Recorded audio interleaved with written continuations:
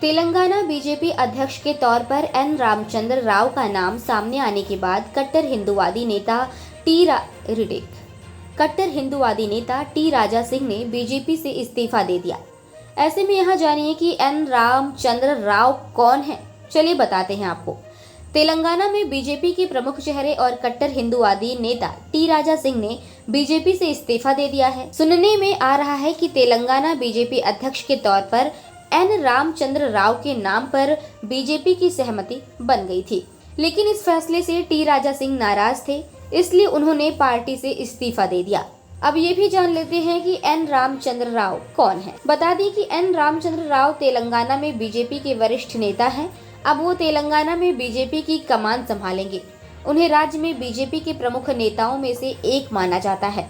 वो विधान परिषद सदस्य यानी कि एमएलसी रह चुके हैं और ब्राह्मण समुदाय से आते हैं। ऐसा माना जा रहा है कि तेलंगाना में आरएसएस नेताओं के एक वर्ग और पार्टी के एक गुट द्वारा नेतृत्व को उनके नाम की सिफारिश किए जाने के बाद पार्टी ने रामचंद्र राव के पक्ष में फैसला किया है।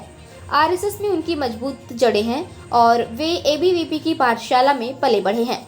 वे भगवा पार्टी में शामिल होने के समय से ही उसके प्रति वफादार रहे हैं। वे भाजपा के कट्टर नेता हैं।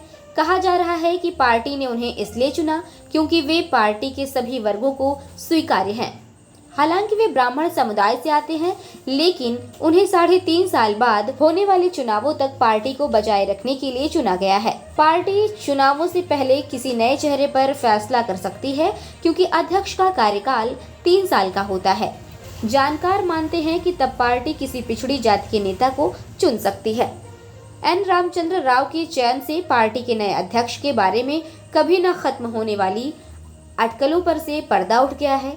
राजेंद्र के अलावा कई नाम चर्चा में थे, जिनमें निजामाबाद के सांसद धर्मपुरी अरविंद और केंद्रीय मंत्री बंदी संजय कुमार प्रमुख थे। चूंकि टी राजा सिंह तेलंगाना में बीजेपी के फायर ब्रांड नेता माने जाते हैं, ऐसे में जब उन्होंने बीजेपी से इस्तीफा दिया है तो ये अटकलें ये हैं कि क्या बीजेपी उन्हें मना पाएगी या फिर टी राजा अपनी नई पार्टी बनाएंगे।